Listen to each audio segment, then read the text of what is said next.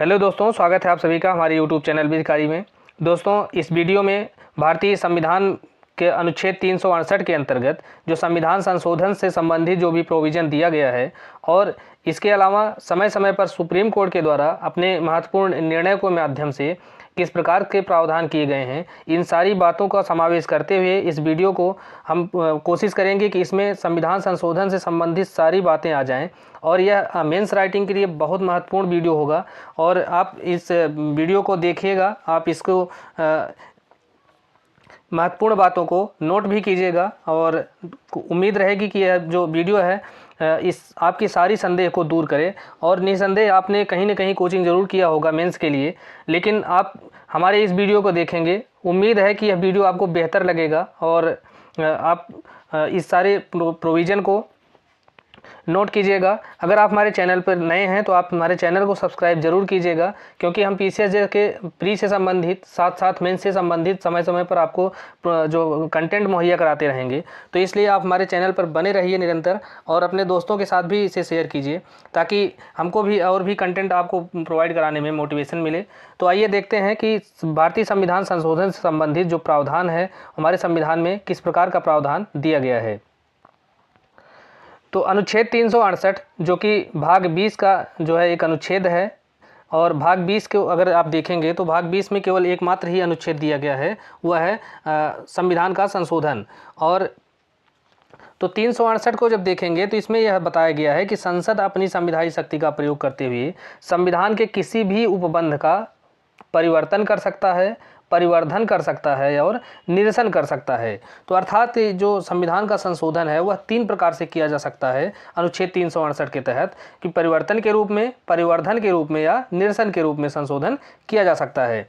तो दूसरी बात इसमें है जो खंड 2 के अंतर्गत जो प्रावधान किया गया है कि संशोधन विधेयक जो है वह संसद के किसी भी सदन में पेश किया जा सकता है, अर्थात उसे लोकसभा में या राज्यसभा के में, अर्थात उसे यह जरूरी नहीं है कि केवल लोकसभा में ही पहले उसे पेश किया जाए, अर्थात उसे किसी भी सदन में पेश किया जा सकता है। और जब विधेयक जो है प्रत्येक सदन की सदस्य संख्या के बहुमत के द्वारा तथा उपस्थित और मतदान करने वाले सदस्यों की कम से कम 2/3 बहुमत के द्वारा उसे पारित कर दिया जाता है, तब उसे राष्ट्रपति के समक्ष उसकी स्वीकृति के लिए पेश किया जाता है। तो और ऐसी स्थिति में जो राष्ट्रपति है उस विधेयक पर अपनी अनुमति देगा, अर्थात वहाँ पर जो संविधान संशोधन विधेयक है तो उसमें जो है राष्ट्रपति जो अपनी अनुमति देने के लिए बाध्य होता है, वह उस पर अनुमति देने से इनकार नहीं कर सकता है। तो यह जो है 368 के खंड 2 के अंतर्गत बताया गया है। अब इसके अलावा संविधान के कुछ प्रोविजन ऐसे इस प्रकार के हैं जिसमें संशोधन करने के लिए संसद के दोनों सदनों के तहत के द्वारा तो उस विधेयक को पारित होना ही चाहिए, संविधान संशोधन विधेयक को, लेकिन उसके साथ साथ आधे राज्यों का अनुसमर्थन भी उस पर होना चाहिए। तो यह प्रोविजन कौन कौन से हैं जहां पर संशोधन के लिए आधे राज्यों का अनुसमर्थन होना चाहिए? तो यह है जैसे राष्ट्रपति का निर्वाचन है, उसका कार्यकाल है, संघ और राज्य की कार्यपालिका शक्ति का विस्तार किया जाना है, संघ राज्य क्षेत्र अर्थात जो यूनियन टेरिटरी है उसके लिए उच्च न्यायालय की स्थापना के बारे में कोई प्रावधान करना है, या संघ की न्यायपालिका में कोई प्रोविजन जो है संशोधन करना है, उच्च न्यायालय जो राज्यों के हैं उसके संबंध में कुछ अगर अमेंडमेंट करना है, संशोधन करना है, संघ और राज्य के बीच जो विधायी संबंध हैं उसमें कुछ परिवर्तन करना है, 7वीं अनुसूची में कोई परिवर्तन किया जाना है, या संसद में राज्यों का प्रतिनिधित्व उसमें अगर बढ़ाना या घटाना है, या स्वयं जो अनुच्छेद 368 है जो कि संशोधन की प्रक्रिया बताता है। तो अगर इन सारे प्रोविजन में अगर कोई किसी प्रकार का संशोधन किया जाना है तो ऐसी स्थिति में जो संशोधन विधेयक है वह संसद के दोनों सदनों के द्वारा पारित होता है, साथ में जो आधे राज्य के विधानमंडल हैं उनके द्वारा भी इसे पारित किया जाना आवश्यक है।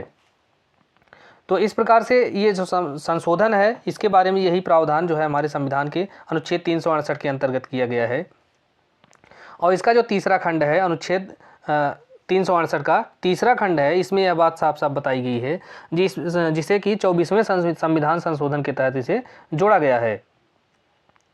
इसमें यह बताया गया है कि अनुच्छेद 13 की कोई बात अनुच्छेद 368 के अधीन किए गए किसी संशोधन को लागू नहीं होती है। इस प्रकार से अनुच्छेद 368 के अंतर्गत यही 3 जो खंड हैं यही महत्वपूर्ण हैं। बाद में खैर खंड 4 और खंड 5 भी जोड़ा गया था, लेकिन उसे मिनर्वा मिल्स के केस में उसको असंवैधानिक घोषित कर दिया गया था।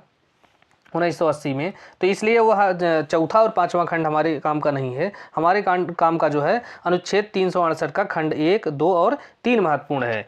अब इसके बाद जो है हम आगे देखते हैं कि व्यवहार स्थिति क्या होती है। ये तो जो है 368 का जो लिखा हुआ प्रोविज़न है वो हो गया। लेकिन अगर व्यवहार में देखेंगे, क्योंकि यह इंटरव्यू में भी 2013 में कई बार पूछा गया था, 14 में भी पूछा गया कि भारतीय संविधान में संशोधन जो है किस प्रकार से किया जा सकता है, या उसकी कितनी रीतियां हैं। तो इसकी रीतियां हैं, पहला है कि साधारण बहुमत के द्वारा संशोधन किया जाता है। तो साधारण बहुमत के द्वारा जो संशोधन किया जाता है उसमें क्या होता है कि जो सदन के कुल सदस्य हैं उनमें 50% प्लस 1 इसके बहुमत के द्वारा अगर कोई संशोधन किया जाता है तो उसे साधारण बहुमत के द्वारा संशोधन कहा जाता है। और दूसरी बात है कि विशेष बहुमत के द्वारा संशोधन। तो विशेष बहुमत के द्वारा संशोधन के अंतर्गत क्या होता है कि इसके तहत जो है सदन के कुल सदस्यों का बहुमत होना चाहिए, तथा साथ साथ उपस्थित और मतदान करने वाले सदस्यों का कम से कम 2/3 बहुमत इसमें आवश्यक होता है। तो इस प्रकार से यह विशेष बहुमत अधिकतर जो संशोधन है इसी बहुमत के द्वारा जो है किए जाते हैं। लेकिन ऐसे जो संशोधन हैं जो कि देश की संघीय व्यवस्था पर प्रभाव डालने वाले हैं, अगर उस प्रावधानों में जो है कोई संशोधन किया जाना है तो वहाँ पर विशेष बहुमत तथा आधे राज्यों का अनुसमर्थन, ये 2 बातें आवश्यक होती हैं। जैसा कि अभी हमने देखा है कि जैसे वो अनुच्छेद 368 के खंड 2 के अंतर्गत जो बताया गया है, वहाँ पर उस प्रावधानों में अगर कोई संशोधन किया जाना है तो वहाँ पर विशेष बहुमत होना चाहिए और आधे राज्यों का अनुसमर्थन होना चाहिए। तो इसके अंतर्गत क्या आता है कि ऐसे उपबंध आते हैं जो कि देश के संघात्मक ढांचे से संबंधित हैं।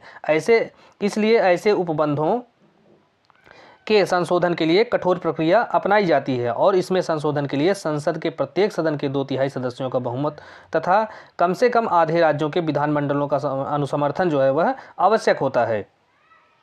अब इसके उदाहरण क्या हैं कि जैसे राष्ट्रपति का निर्वाचन किया जाना है, अगर उसमें कोई संशोधन है कि निर्वाचन जो प्रक्रिया है उसमें कोई संशोधन किया जाना है, संघ तथा राज्य की कार्यपालिका शक्ति का विस्तार करना है, न्यायपालिका शक्ति का विस्तार करना है, संघ और राज्यों के बीच के जो विधायी शक्तियों का जो वितरण है उसमें कोई संशोधन करना है, संसद के में जो है राज्यों का प्रतिनिधित्व है, तो अर्थात किसी राज्य से कितने प्रतिनिधि जो है संसद में जाते हैं, अगर उनकी संख्या कुछ घटाना बढ़ाना है तो या 7वीं अनुसूची है या अनुच्छेद 368 स्वयं है, तो इन सब जो प्रावधान हैं अगर इसके अंतर्गत कोई संशोधन करना है तो ऐसे संशोधन की स्थिति में जो विशेष बहुमत तो चाहिए ही होगा, इसके साथ साथ देश के जो आधे राज्य हैं उन राज्यों के विधानमंडल के द्वारा भी संशोधन विधेयक का पारित होना आवश्यक है, अर्थात उनका जो अनुसमर्थन है ऐसे संशोधन विधेयक पर आवश्यक होता है।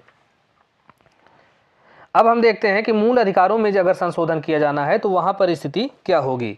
तो मूल अधिकारों पर संशोधन, ये तो अभी हमने ऊपर जो देखा वो तो ये देखा कि साधारण संशोधन क्या होता है, संशोधन किस प्रकार से किया जा सकता है, कोई विधेयक है तो वह किस तरीके से भी संसद के द्वारा उसके सदनों के द्वारा पारित होगा, उस पर राष्ट्रपति की मुहर लगेगी, और अगर मान लीजिए संघीय व्यवस्था ढांचे को प्रभावित करने वाला कोई अमेंडमेंट है तो उसको किस प्रकार से जो है पारित किया जाएगा।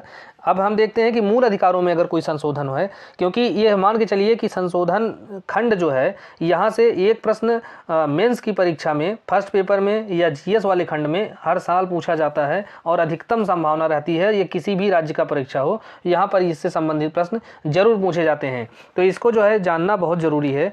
अब हम देखते हैं कि मूल अधिकारों में संशोधन। तो दोस्तों मूल अधिकारों में संशोधन को अगर आप देखेंगे तो इसमें केस हैं, उन केस की एक सीरीज है, उन क्रम से वो चलते हैं, जैसे शंकरी प्रसाद है, सज्जन सिंह है, गोलकनाथ है, उसके बाद संविधान संशोधन है, उसके बाद केशवानंद। तो इस प्रकार से उसका एक क्रम है, उस क्रम को आपको याद रखना बहुत ज़रूरी है, क्योंकि मेंस में अगर आपको एग्जामिनर को बेहतर दिखाना है कि हमारा उत्तर बेहतर है तो आपको कुछ प्रक्रिया विशेष अपनानी होगी। वहाँ पर आप बहुत कुछ ये इस तरह से नहीं कर सकते कि हम केवल अलग अलग पेन का यूज करके अंडरलाइन करके, इस तरह से आप नहीं करेंगे तो बेहतर रहेगा। आप बेहतर कंटेंट दीजिए क्योंकि मेंस की कापियाँ पढ़ी जाती हैं। तो हम इसमें देखते हैं कि मूल अधिकारों में संशोधन के लिए किस प्रकार की प्रक्रिया अपनाई जाएगी। तो यह जो प्रश्न है सबसे पहले आया था शंकरी प्रसाद बनाम भारत संघ, यह 1951 का केस है, सबसे पहले इसमें आया। इसमें मूल अधिकारों पे संशोधन के संबंध में सर्वोच्च न्यायालय में एक प्रश्न उठा है। इस केस में पहले जो संविधान संशोधन था उसकी वैधता को चुनौती दी गई थी, जिसमें सर्वोच्च न्यायालय ने कहा कि अनुच्छेद 368 के अंतर्गत मूल अधिकारों में संशोधन की शक्ति निहित है। अर्थात अनुच्छेद 368 के तहत जो संविधान संशोधन की प्रक्रिया बताई गई है, उसी अनुच्छेद के तहत मूल अधिकारों में भी संशोधन किया जा सकता है। और अनुच्छेद 13 में प्रयुक्त विधि शब्द के अंतर्गत केवल वे विधियां आती हैं जो कि सामान्य विधायी शक्ति के द्वारा बनाई जाती हैं। और जो अनुच्छेद 368 के तहत अगर कोई संविधान संशोधन किया जाता है तो वह अनुच्छेद 13 के अंतर्गत विधि नहीं है। इसलिए अनुच्छेद 368 के अधीन पारित संवैधानिक संशोधन वैध होंगे, भले ही वह मूल अधिकारों के विरुद्ध क्यों ना हो। तो यह जो प्रावधान है, यह डिसीजन है, यह शंकरी प्रसाद के केस में दिया गया था। इसके बाद आता है 1965 में सज्जन सिंह बनाम राजस्थान राज्य का केस। यह सर्वोच्च न्यायालय के द्वारा, इसमें यह निर्णय दिया गया कि उच्चतम न्यायालय ने शंकरी प्रसाद के निर्णय का इसमें अनुमोदन कर दिया और कहा कि यदि संविधान निर्मातागण मूल अधिकारों को संशोधन से बाहर रखना चाहते तो वह निश्चित ही इसके बारे में उन्होंने संविधान में कोई स्पष्ट उपबंध किया होता। अर्थात इस केस में सर्वोच्च न्यायालय ने कहा कि जो मूल अधिकार हैं उसमें जो है अनुच्छेद 368 के तहत संशोधन किया जा सकता है। जैसा निर्णय इसके पहले सर्वोच्च न्यायालय ने शंकरी प्रसाद में दिया था, वही निर्णय को इस केस में उसको अप्रूव कर दिया, उसका अनुमोदन कर दिया और उन्होंने कहा कि इसके किसी भी प्रावधान में संशोधन किया जा सकता है अनुच्छेद 368 के तहत। इसके बाद जो है बहुत महत्वपूर्ण केस है गोलकनाथ बनाम पंजाब राज्य। यह 1967 की केस है, यह आती है और इस मामले में बहुत महत्वपूर्ण निर्णय है। इसके निर्णय को आपको जानना बहुत जरूरी है। इसमें सर्वोच्च न्यायालय ने शंकरी प्रसाद और सज्जन सिंह के मामले में जो निर्णय दिया था, उन दोनों निर्णयों को उलट दिया और निर्धारित किया कि संसद जो है मूल अधिकारों में संशोधन कर ही नहीं सकती है। अर्थात वहाँ पर उन दोनों केसों में यह बताया गया कि संशोधन जो है वह किसी भी प्रोविजन में किया जा सकता है, अर्थात मूल अधिकारों में भी संशोधन किया जा सकता है। लेकिन जो गोलकनाथ का केस आता है, इसमें पूरी तरह से संशोधन पर बैन लगा दिया गया। अर्थात सुप्रीम कोर्ट ने कहा कि संसद जो है मूल अधिकारों में कोई संशोधन कर ही नहीं सकती है। और क्या कहा, और आगे उसने कहा कि संविधान में संशोधन की शक्ति जो है वह अनुच्छेद 243 में, 246 में और 248 में निहित है। अनुच्छेद 368 में कोई शक्ति निहित नहीं है, क्योंकि अनुच्छेद 368 में केवल संशोधन की प्रक्रिया बताई गई है, उसमें संशोधन की शक्ति उसे नहीं प्राप्त है। और संविधान संशोधन जो है अनुच्छेद 13 के अंतर्गत विधि है और यदि वह मूल अधिकारों को छीनती है या उसे न्यून करती है तो वह शून्य होगी। और विधि शब्द के अंतर्गत सभी प्रकार की विधियां हैं, चाहे वह साधारण विधि हो या संशोधन विधि हो। तो इस प्रकार से इस एकदम जो शंकरी प्रसाद और सज्जन सिंह का केस है उसके ठीक विपरीत निर्णय इस केस में दिया गया, गोलकनाथ के केस में। और जहां उसमें यह कहा गया कि संविधान संशोधन जो है वह अनुच्छेद 13 के अंतर्गत विधि नहीं है, वहीं इस केस में कहा गया कि जो संविधान संशोधन है वह अनुच्छेद 13 के अंतर्गत विधि है और अगर वह मूल अधिकारों को छीनती है या उससे न्यून करती है तो वह शून्य होगी। इस केस में जो गोलकनाथ का केस है, इसमें जो है मुख्य न्यायमूर्ति श्री सुब्बा राव थे। उन्होंने कहा कि संविधान में मूल अधिकारों को नैसर्गिक स्थान प्रदान किया गया है और उन्हें संसद की शक्ति से परे रखा गया है। अर्थात जो मूल अधिकार हैं वह एक नैसर्गिक अधिकार हैं और उसमें जो है संसद कोई भी संशोधन नहीं कर सकती है। और इसी केस में उन्होंने भविष्यलक्षी प्रभाव के सिद्धांत को लागू किया था, जिसके अनुसार अभी तक जितने संशोधन हो चुके हैं वह विधिमान्य रहेंगे। अर्थात अभी तक जितने संशोधन जो है वह मूल अधिकारों में किए गए हैं वह विधिमान्य रहेंगे, लेकिन इसके बाद अर्थात इस निर्णय के बाद संसद को मूल अधिकारों में संशोधन करने का कोई भी अधिकार नहीं होगा। तो इस प्रकार से गोलकनाथ के निर्णय में सर्वोच्च न्यायालय ने मूल अधिकारों में संशोधन करने पर पूरी तरह से रोक लगा दिया था। तो इस समस्या को दूर करने के लिए, अर्थात अब ये समस्या उत्पन्न हो गई थी कि मूल अधिकारों में संशोधन संसद के द्वारा किया ही नहीं जा सकता, तो इस जो गोलकनाथ के मामले में निर्णय जो कठिनाई उत्पन्न हुई, जो समस्या उत्पन्न हुई, उसको दूर करने के लिए 24वां संविधान संशोधन अधिनियम 1971 को पारित किया गया। और इस अधिनियम के द्वारा जो है अनुच्छेद 13 के खंड 2 में संशोधन किया गया। उसके बाद अनुच्छेद 13 में खंड 4 जोड़ा गया, जो कि यह प्रावधान करता है कि अनुच्छेद 368 के अधीन पारित कोई विधि जो है वह अनुच्छेद 13(2) के अंतर्गत कोई विधि नहीं है।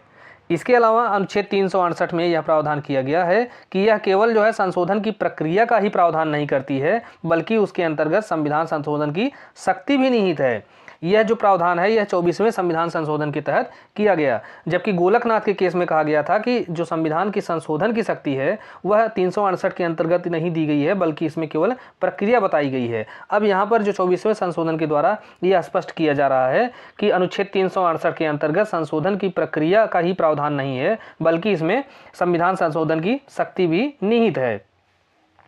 और वह जो है इस शक्ति के तहत संविधान में परिवर्तन, परिवर्धन या निरसन के रूप में किसी भी प्रकार में संशोधन कर सकती है। कौन? संसद। तो इस प्रकार से जो 24वें संविधान संशोधन ने संसद की संविधान संशोधन की शक्ति को अत्यंत विस्तृत कर दिया, क्योंकि यहाँ पर फिर से वही बता दिया गया कि जो संसद है वह संविधान के किसी भी विभाग में कोई भी परिवर्तन, परिवर्धन या निरसन के रूप में किसी भी प्रकार का संशोधन कर सकती है।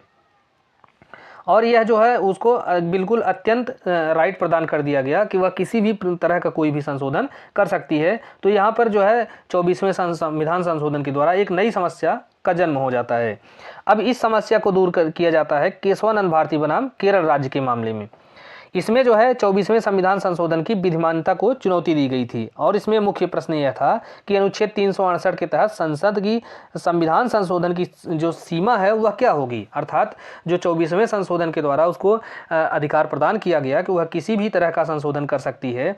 तो यहाँ पर यह प्रश्न उठाया गया केशवानंद भारती के केस में कि वह क्या सीमा होगी, किस दायरे के अंतर्गत रहते हुए वह संशोधन कर सकता है। क्या वह जो है इसके तहत पूरे संविधान के प्रावधानों को निरसन कर सकता है या उसके जो है डिलीट कर सकता है। तो इस केस में निर्णय दिया गया कि संसद को मूल अधिकारों में संशोधन करने की शक्ति प्राप्त है, बिल्कुल प्राप्त है। और जो है अनुच्छेद 13 में प्रयुक्त विधि शब्द के अंतर्गत संविधान संशोधन नहीं आता है। यह केस जो है डिसीजन जो है केशवानंद भारती के केस में दिया जा रहा है। और उसके बाद न्यायालय ने यह भी कहा कि अनुच्छेद 368 के अंतर्गत संविधान संशोधन की शक्ति और उसकी प्रक्रिया दोनों शामिल हैं। जबकि गोलकनाथ का केस देखेंगे तो उसमें यह सीधा सीधा बताया गया था कि 368 में केवल प्रक्रिया बताई गई है। और न्यायालय ने आगे निर्णय देते हुए कहा कि अनुच्छेद 368 के अंतर्गत संसद जो है संविधान में संशोधन करने की शक्ति जो है उसकी अत्यंत व्यापक है, लेकिन वह जो शक्ति है वह असीमित नहीं है। ऐसी शक्ति पर जो है पर्याप्त निर्बंधन लगाया जा सकता है, और वह कोई ऐसा संशोधन नहीं कर सकती है जिससे संविधान की मूल तत्व अर्थात जिसे आधारभूत ढांचा कहा गया है उसे ही नष्ट हो जाए। तो यह जो मूल शब्द अर्थात आधारभूत ढांचा जो शब्द है यह पहली बार केशवानंद भारती के केस में आता है। और इसमें यह कहा जाता है कि निसंदेह संसद के पास संविधान में संशोधन करने की शक्ति है, और वह किसी भी प्रकार से वह संशोधन कर सकती है। उसके पास संशोधन की एक व्यापक शक्ति है लेकिन असीमित शक्ति नहीं है। और वह इस प्रकार से कोई संशोधन नहीं कर सकती है कि जिससे जो संविधान की जो मूल आत्मा है जिसे आधारभूत ढांचा कहा गया वही नष्ट हो जाए। तो इस प्रकार से यहाँ पर एक आधारभूत ढांचा, एक दायरा बनाया गया कि इस दायरे के अंतर्गत ही रहते हुए आप संविधान में संशोधन कर सकते हैं। आगे जो है कहा गया कि संसद की इस शक्ति पर कुछ सीमाएं लगाई गई जिसके अंतर्गत रहते हुए जो है संसद अपनी शक्ति का प्रयोग कर सकता है। तो इस प्रकार से ये जो सीमा थी उसे ही आधारभूत ढांचा कहा गया। अर्थात आधारभूत ढांचा एक इस तरह का दायरा है जिसको कि सुप्रीम कोर्ट ने कभी डिसाइड नहीं किया, जिसके बारे में संविधान में कोई प्रोविजन कहीं नहीं दिया गया है कि आधारभूत ढांचा आखिर है क्या। तो उसको जो है समय समय पर सर्वोच्च न्यायालय ने बताया है कि ये बातें आधारभूत ढांचा हैं और इसका जो वायलेशन नहीं किया जाना चाहिए, अर्थात जो है इसके बाहर रहते जा करके कोई संशोधन नहीं किया जा सकता है। तो समय समय पर कुछ केस आए हैं जिनमें बताया गया कि आधारभूत ढांचा क्या होगा, उसको हम आगे देखेंगे। इसके बाद जो है इंदिरा नेहरू गांधी का केस आता है 1975 में, इंदिरा नेहरू गांधी बनाम राजनारायण। तो इस केस में सबसे पहले जो है सर्वोच्च न्यायालय ने आधारभूत ढांचे के सिद्धांत के आधार पर एक संविधान संशोधन को अविधिमान्य घोषित किया गया था, अभिमान घोषित किया था। तो अर्थात अगर ये जो है अगर देखेंगे तो पहली बार जो है इस आधारभूत ढांचे के सिद्धांत को किस केस में लागू किया गया, तो यह जो केस था इंदिरा नेहरू गांधी बनाम राजनारायण। और इसी केस में सबसे पहले जो है इसी सिद्धांत के आधार पर एक जो है संविधान संशोधन को सुप्रीम कोर्ट ने अभिमान घोषित कर दिया। उसके बाद जो है आता है आपका 42वां संविधान संशोधन। और यह संशोधन किस लिए आता है कि केशवानंद भारती के मामले में दिए गए निर्णय से कुछ कठिनाई उत्पन्न हो गई थी। तो उन कठिनाइयों का समाधान करने के लिए जो है 42वां संविधान संशोधन अधिनियम 1976 पारित किया जाता है। क्योंकि केशवानंद भारती के केस में यह निर्णय दिया गया था कि संविधान के आधारभूत ढांचे में परिवर्तन नहीं किया जा सकता है। अर्थात इसमें यह कहा गया कि आधारभूत ढांचे के दायरे के अंतर्गत रहते ही जो संसद है वह संविधान का कोई भी संशोधन कर सकती है। अर्थात एक इस तरह की रेखा खींच दी आधारभूत ढांचे के रूप में कि जिसका जो है उल्लंघन किसी भी प्रकार से संसद के द्वारा नहीं किया जा सकता। तो यह जो है जो संसद है या जो सरकार है उसको एक बाधा लगी कि हमारी सीमाओं पर एक तरह का जो है निर्बंधन लगा रही है सर्वोच्च न्यायालय। तो उसी को दूर करने के लिए 42वां संविधान संशोधन अधिनियम लाया जाता है 1976 में। और इस जो संशोधन समिति है उसके अध्यक्ष हैं स्वर्ण सिंह, और वह उनका यह कथन है कि संसद की संविधान संशोधन करने की जो शक्ति है वह बहुत सर्वोच्च है और उस पर किसी भी प्रकार का निर्बंधन नहीं लगाया जाना चाहिए, नहीं लगाया जा सकता किसी भी प्रकार का बाउंडेशन। और उन्होंने एक बात महत्वपूर्ण कही थी कि संसद सर्वोच्च है, न्यायपालिका सर्वोच्च नहीं है। अर्थात जो संसद है वह सर्वोच्च है क्योंकि वह जनता की इच्छा का प्रतिनिधित्व करती है और न्यायपालिका जो है संसद से सर्वोच्च नहीं है। इसलिए जो संसद की शक्ति है उस पर किसी भी प्रकार का निर्बंधन न्यायपालिका के द्वारा नहीं लगाया जा सकता है। इस संशोधन अधिनियम के द्वारा यह बात भी कहा गया कि न्यायालय के द्वारा प्रतिपादित आधारभूत ढांचे का जो सिद्धांत है वह बिल्कुल अस्पष्ट है और कठिनाई उत्पन्न करने वाला है। अर्थात आधारभूत ढांचा क्या होगा न तो इसको कहीं परिभाषित किया गया न तो कहीं इसको स्पष्ट किया गया है। तो इससे जो है किस प्रकार से इसको हम माने कि कौन सा जो सिद्धांत है, कौन सी बातें हैं आधारभूत ढांचे के अंतर्गत आएंगी। तो यही बात जो है 42वें संशोधन के तहत जो है उसके अध्यक्ष स्वर्ण सिंह के द्वारा कही जाती है। और इसके साथ साथ अनुच्छेद 368 के अंतर्गत खंड 4 जोड़ दिया गया और खंड 5 जोड़ दिया गया। अब यह जो है यहाँ पर एक और रुचिकर सब्जेक्ट उत्पन्न हो जाता है कि अनुच्छेद 4 और अनुच्छेद 5 को इस प्रकार से मनमानी तरीके से वहाँ पर जोड़ दिया गया कि हमारे द्वारा कोई भी संशोधन किया जा सकता है। अर्थात अनुच्छेद खंड 368 का खंड 4 देखेंगे तो उसमें यह कहा गया कि संसद जो है संविधान के किसी भी प्रावधान में संशोधन कर सकती है और अगर कोई संशोधन किया जाता है तो उसे किसी भी न्यायालय में किसी भी आधार पर जो है चुनौती नहीं दी जा सकती है। यही बात जो है खंड 4 के अंतर्गत की गई। और जो खंड 5 है उसके अंतर्गत यह प्रावधान किया गया कि इस संविधान के उपबंधों का परिवर्तन, परिवर्धन या निरसन के रूप में संशोधन करने के लिए संसद की शक्ति पर किसी भी प्रकार का निर्बंधन नहीं होगा। तो यहाँ पर जो है यह 42वें संशोधन के द्वारा खंड 4 और खंड 5 जोड़कर अनुच्छेद 368 के अंतर्गत जो संसद है वह अपने आप को पूरी तरह से स्वतंत्र करने की कोशिश किया है। और उसमें यह कहा गया कि हम संशोधन संविधान में किसी भी प्रकार से कहीं भी कर सकते हैं और ऐसे संशोधन को आप कहीं भी चुनौती नहीं दिया जा सकता है और जो संसद की शक्ति है उस पर किसी भी प्रकार का कोई भी बाउंडेशन नहीं लगाया जा सकता। तो इस एक और नई समस्या यहाँ पैदा हो जाती है, और क्योंकि यहाँ पर जो है संसद अपने आप को बिल्कुल निरंकुश बना लेती है, तो इसी बात को ध्यान में रखते हुए मिनर्वा मिल्स का केस आता है और इस केस में एक महत्वपूर्ण डिसीजन फिर से दिया जाता है। इसमें 5 जजों की पीठ के समक्ष यह प्रश्न उठाया जाता है कि क्या जो अनुच्छेद खंड 368 का खंड 4 और खंड 5 है वह सही है। तो इस केस में सर्वोच्च न्यायालय जो है यह दोनों खंडों को असंवैधानिक घोषित कर देता है। कहता है कि यह अनुच्छेद खंड 368 का खंड 4 और खंड 5 जो कि संसद को निरंकुश शक्ति प्रदान करते हैं, जो कि उस पर लगी सभी बाधाओं को दूर कर देते हैं, तो ये जो दोनों खंड हैं वह असंवैधानिक है क्योंकि वे संसद को संविधान संशोधन की असीमित शक्ति प्रदान कर देते हैं। और इस केस में सबसे महत्वपूर्ण जो एक स्टेटमेंट है वह यह है कि संविधान सर्वोच्च है न कि संसद। तो यहाँ पर यही बात सबसे महत्वपूर्ण है कि संविधान सर्वोच्च है न कि संसद, जबकि 42वां संविधान संशोधन अधिनियम आप देखेंगे तो उसमें यह कहा गया कि संसद सर्वोच्च है न कि न्यायपालिका। तो इस प्रकार से यह जो है 42वें संविधान संशोधन का जो चेंज था, जो संशोधन था, उसका जो है यहाँ पे उसका सुधार किया जाता है मिनर्वा मिल्स के केस में। आगे सर्वोच्च न्यायालय के द्वारा आगे यह भी कहा जाता है कि संसद अपनी संविधान संशोधन की शक्ति को बढ़ा नहीं सकती है, और जो संविधान संशोधन की सीमित शक्ति और न्यायिक पुनर्विलोकन जो है वह संविधान का आधारभूत ढांचा है। तो न्यायिक पुनर्विलोकन का तात्पर्य यह है कि जो संसद के द्वारा बनाए गए किसी भी कानून का न्यायालय जो है पुनर्विलोकन कर सकता है, उसको चेक कर सकता है कि उसकी लीगलिटी को चेक कर सकता है, और ऐसा करना जो है वह संविधान का आधारभूत ढांचा है। इसके बाद एक महत्वपूर्ण केस आती है वामन राव बनाम भारत संघ। तो इस केस में न्यायालय ने कहा कि केशवानंद भारती के निर्णय की तारीख के बाद 9वीं अनुसूची में शामिल किए गए या उसमें संशोधन जितने भी संशोधन किए गए हैं तो उनकी विधिमान्यता को आधारभूत ढांचे के आधार पर चुनौती दी जा सकती है। अर्थात जो केशवानंद भारती का केस है, जिस डेट को वह डिसीजन दिया गया है, उस डेट के बाद अगर कोई भी जो नया विषय है वह 9वीं अनुसूची में शामिल किया जाता है तो उसका जो है न्यायिक पुनर्विलोकन किया जा सकता है। इसके बाद एक महत्वपूर्ण केस आता है एल चंद्र कुमार। इस केस के बाद ही इस संबंधित जो भी विवाद थे उनको विराम लगाया गया। एल चंद्र कुमार बनाम भारत संघ का केस 1988 में आता है। इस केस में सर्वोच्च न्यायालय ने कहा कि न्यायिक पुनर्विलोकन की जो शक्ति है वह संविधान का आधारभूत ढांचा है। अर्थात जो न्यायालय है, सर्वोच्च न्यायालय है, वह संसद के द्वारा बनाए गए किसी भी अधिनियम का, एक्ट का न्यायिक पुनर्विलोकन कर सकता है, और ऐसा करना जो है वह संविधान का आधारभूत ढांचा है जिसे संविधान संशोधन के द्वारा भी समाप्त नहीं किया जा सकता है।